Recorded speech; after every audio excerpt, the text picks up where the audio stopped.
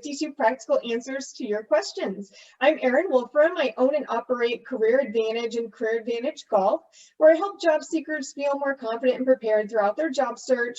I help with things like resumes, cover letters, LinkedIn profiles, mock interviews, portfolios, really just anything job search related. But each week on this podcast, I answer one question from the public. And this week's question is, as a professional, what can I do to establish myself as an expert in my field? And today I'm really excited to have Kirsten Flory here with me from Colliers International. So Kirsten, would you like to go ahead and introduce yourself to everyone? Well, sure. Well, Erin, thanks for having me on the podcast. So my name is Kirsten Flory. I'm a licensed commercial real estate agent with Colliers International. So I work in the commercial side of real estate, not in the residential side of real estate. And I sure admire my colleagues all over the real estate world that work in this every day. In addition to that, I've been doing that for about 8 years. My background's also in banking and business development and marketing, but my primary focus is working with small business owners. I think in the Midwest, we have a lot of them, and I love working with people that have great ideas for new business ventures, new business ideas, whether it's something they're taking the leap and starting, from scratch, from new, or maybe even starting kind of a side hustle and wanting to venture out and have a secondary income for themselves. I'm also a published author. I wrote the book Golfing in Heels, and I published a new ebook last year based on my podcast, which is called The Small Business Mindset: How to Turn Your Idea into a Business. So thanks for having me today, and I love engaging with you in these conversations. Yeah, well, thanks so much for being here, and congratulations on the book. We're going to talk about that more here pretty soon. But, since I've purchased my business, I've been following you on social media and really admire all of the things that you've been doing. So I thought you were, a great person to talk about this topic today. So to kick off the conversation, so do you think it's important for professionals to sort of establish themselves as an expert in their field? And if so, why? Yeah, that's a great question. Yes, and let me explain that a little more. I think a lot of us, depending on the industry that we're in, we want to be a one-stop shop for everything. We want to be an expert in everything. If I can give you a little advice on how to tackle that, be an expert in one thing. Do one thing really, really well. So, for example, in real estate, I work in the commercial side, not the residential side. And then there's a lot of facets within commercial real estate, and same with residential real estate. I mean, there's a lot of facets in what you do. So I would say pick something within your industry that either lights your fire or something that you have a unique spin on, and go with that. I think a lot of people, when they think of becoming experts in that, it means maybe a lot of extra education. Yes and no. And I would say, explore that is something that, that complements you and that, gives you an elevated edge if it's necessary. I think the concept of always be learning in your industry is very powerful, or always be learning in elements that complement your industry. For example, I deal with a lot of financial aspects of business. So being competent in understanding those resources that are available to myself and my clients creates more of an expertise in my field because I'm more of a resource. And so, yes, establish yourself as an expert, but establishing yourself as more of a niche expert, I think, is something that you should strive for. So I absolutely love that advice of kind of trying to, choose your niche or your focus and become an expert in something that, you're really passionate about, because I think it can be really overwhelming to people if they think about becoming an expert in, every aspect of their industry. And, quite honestly, that's probably not possible to do very well. So I really like that advice a lot. And, that's something that I talk about a lot in the job search too, is to really find your focus when you're searching for a job, and don't just apply for anything and everything out there, but figure out, what it is you're passionate about, what it is you're good at, and really focus in on that. So right. I think that's, relevant to the job search as well. But like I said, I've been following you on social media for a while now, and I think you do a great job of, establishing yourself as an expert and providing quality content to people that's, really valuable and helpful. So what are some ways that you feel that you've been able to establish yourself as an expert in your field? And what are some of those things that you have found to be most effective? Yeah, Most definitely. So I think that the big hairy, thing in the room is social media. I'll be honest with you. A number of years ago, I didn't like social media. I tend to be more of a private person personally, and integrating my kind of private life into my public life was a little, uneasy for me. I do realize over time, I think I handle that a little delicately, and I probably don't share as much as other people do, but I do think it's great to have a personality behind your messaging and using social media. And honestly, I think the best social media platform for myself and my business is actually LinkedIn. And I've heard somebody use the analogy of LinkedIn is the boardroom, Facebook or Instagram is more of kind of the cocktail hour, and just different kinds of platforms. I think my target audience tends to be business owners, so that platform works really well for me. But I think as you're developing a presence online, whether you start with social media, which is a fantastic way to start, and I think the audience we're probably talking to today is probably like, okay, been there, done that, have the social media page. So I apologize, I'm regressing a little bit here. It's a free medium, which is great. Now you can go way into the weeds and buy ads and sponsorships and really, get your Google ad search up. And those are elements that you're just gonna have to play with a little bit.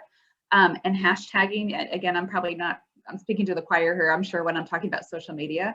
If you wanna do a little bit more of a deeper dive and establishing yourself as an expert, I actually do recommend getting your own website.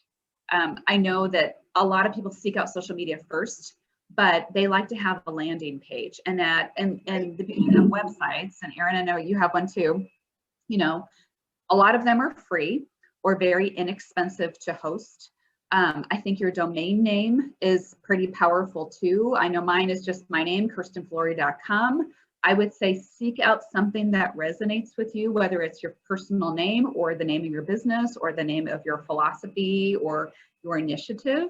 Because I think the more you can brand that and tie that to your social media outreach and your messaging, it all kind of funnels back in. Your website also can provide you with a great landing page for a lot of information, links, Yes. resources, how to connect with you. It's just kind of a one-stop shop. So that way they're not having to remember an email address or a Twitter handle or this, make them all synonymous. So you want people, if they Google you, because that's what I do. If I'm trying to find out something or somebody, I'm Googling their name right into the Google search engine. I'm like, what pops up? And so if you haven't done that in a while, I recommend do that for yourself. Google your name, Google the name of your business, whatever you're trying to market or sell, see what pops up. You might be surprised that there might be other entities that are similar to you or might be confused with you. So think about something that sets you apart a little bit, and why does that make you different? I also, on the social media front, again, this is something I think a lot of people already know, but I can't encourage enough. Post on a regular basis. And I know, I struggle with this because I know sometimes I wake up in the morning, I'm like, oh my gosh, I have an idea for 50 different posts, and that's great. I park them in a lot of different areas. I might use the notes section on my cell phone, especially if I'm out and about. I'm like, I need to do a brain dump, and I have all these ideas for a podcast or a blog post or, a topic or, just whatever. I mean, I need to get the idea down and park it for a minute. And that way you can kind of calendar it out and get them in there. I think frequency helps build your audience. And if you think about whether it's on social media or just your normal outreach, if you're constantly touching your potential audience base, you're in front of them more and more and more often. And you're establishing yourself as an expert because you're go-to. I mean, I hear a lot of people that are in sales, for example, let's say you're in car dealer sales. At some point in people's lives, they're probably going to have to buy a car. And that's probably going to happen more often than, buying maybe a sofa or a washing machine or something else, maybe a fine piece of jewelry. And so being that top of mind awareness constantly, if you still listen to the radio like I do when I'm in the car, I mean, think about how many car dealerships advertise still on the radio, right? And so using that kind of as I hate to use elementary, but a basic way to market yourself, it's that frequency of the messaging and being unique and helpful is great. In addition to that, if you think about your messaging, if you're like, I don't even know what I'm supposed to say, a picture sells 1,000 words, right? I mean, taking pictures or interesting pictures, even if it's just like, what are you doing today? Or what's in your office? Or what's in your world? Or what's out your front door? whether it be physically at home or in your office or shop setting, gives people an idea of, oh, that's how they work and that's what they're looking at, or that gives me a certain type of feeling when I think about them. So don't be afraid and don't overthink it. I think that's another thing too that I know we all kind of hesitate on. It doesn't have to be perfect. In fact, I bet if I go back and look at some of those earlier on social media posts, I'm like, oh my gosh, what is this craziness? What was I thinking? That didn't take very well, or maybe the message didn't come out right. It's okay. It's an evolution. And the important thing is that be open to what your audience tells you. If people are giving you feedback, great. Any feedback is great. Hey, I like this. I don't understand that. Tell me more. Even more importantly, don't so much focus on the amount of likes on your posts. If you're on social media, it's more about views. Because a lot of times, I'm guilty of it too. I'll be scrolling through a social media page, just kind of checking the highlights. I might not like every post, but I might stop for 5 or 10 seconds and kind of read the highlights. That's the important part. That's the hook. And that data can be given to you pretty easily on those platforms. So I hope that kind of gives you a little bit of sense of a direction to go in. Yeah, absolutely. And I think you're right. Like, even if someone isn't liking your content, doesn't mean they didn't see it. And then they might remember, in 3 weeks when suddenly they are ready to buy a car or something, they can remember that and recall, like, oh yeah, so-and-so posted, something about this topic that I'm now interested in. And they may go back and, either refer to it, or like you said, go to your website now to gather more information. So yeah, I think consistency is key. And I really liked what you said too about, showing some personality and knowing that things don't always have to be perfect. Sometimes you have a great idea that is going to be, really beneficial to people, and maybe you aren't ready for the day. You don't look great, but that's okay. Just put it out there and show your real self. And I know that I have found, honestly, like in my social media, that those are generally the posts that do get the most engagement, because it shows me as a person, and not just this business. And I think that most business owners, most professionals, they want people to get to know them and want to utilize their services or buy their products, from them as a person, not just because they need the product or service. And so I think that really helps with validity and legitimacy as well, and just overall likability. So I think that's great. And so you also have a podcast, right? Yeah. And so I think that is another way that you have kind of established yourself as an expert as well. So how long have you been doing your podcast? I started my podcast almost about 2 years ago. I know I've actually talked to a lot of people about starting podcasts as well. I'm sure you have too, Erin. And I know that podcasts are, in my opinion, a great way to, again, have a voice and have a way to display your thoughts and your advice and to engage with your audience in a little different way. That's another great platform that I encourage you to engage with. I hope you are engaging with certain podcasts. I hope you're listening to this one. Mine's called The Small Business Mindset. I listen to a lot for a lot of different reasons. We know whether it's personal or business or expert advice or maybe a certain podcaster that I just like their messaging on. I feel like it's really the new radio, and the beauty of it is you can listen to it anytime and download it. If you are somebody that's thinking about exploring starting a podcast, you actually can do it and kind of test out your voice or your message or what you're doing for free on YouTube. I know a lot of people don't necessarily have the podcast platform where they have actually engaged and uploaded onto like an Apple Podcast or Spotify and actually done that direction, because there is some money involved. There is some licensing you have to subscribe to, and some formatting that's a little different. If you want to just get started, and that's what I encourage you to do, just get started, record yourself.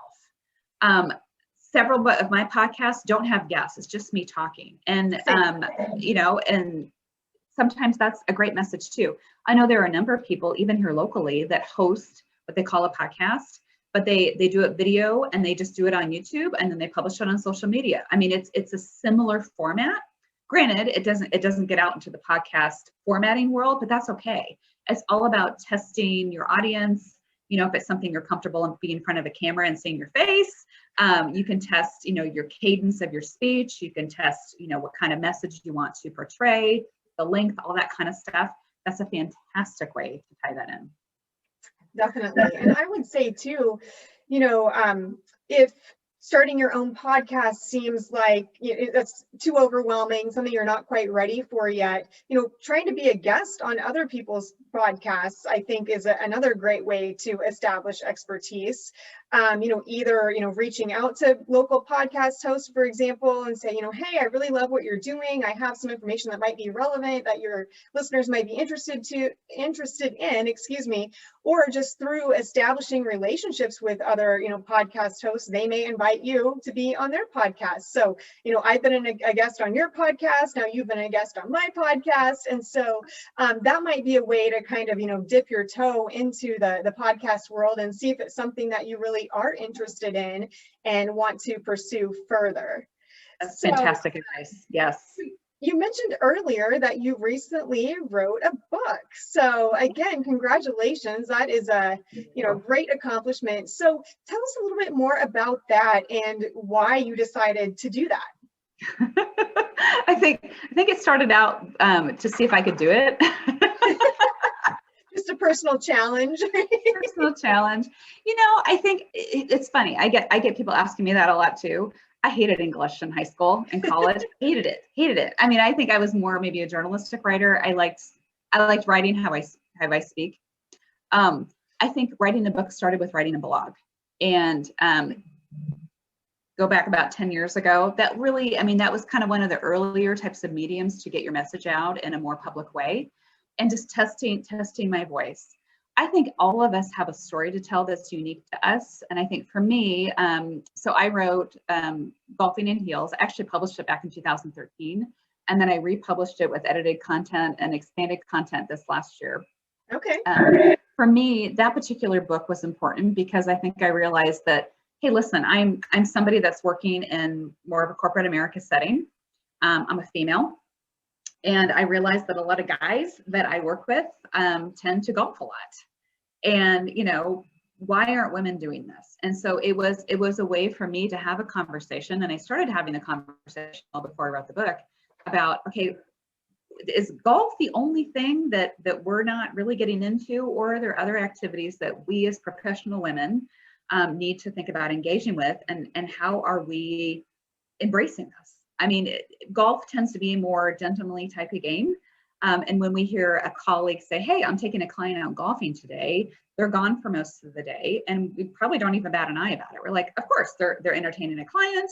You know, this is part of business, right? But who's to say that we couldn't do the same thing? Instead of take a client golfing, why don't we take them to the spa? We're kind of accomplishing the same thing. But it's just having those conversations and permissions about, like, you know, why are you exploring alternate means to do business and to do life and to give yourself permission to have all those things? The book writing process, though, is very interesting. And I know a lot of people have come to me and say, I have this great idea for a book. And I'm like, I am so excited for you. Go for it. I think it's another part of the overthinking process for a lot of people. If I could give you any advice, and if you jump on my podcast and go back a few episodes, I actually talk about how to write a book.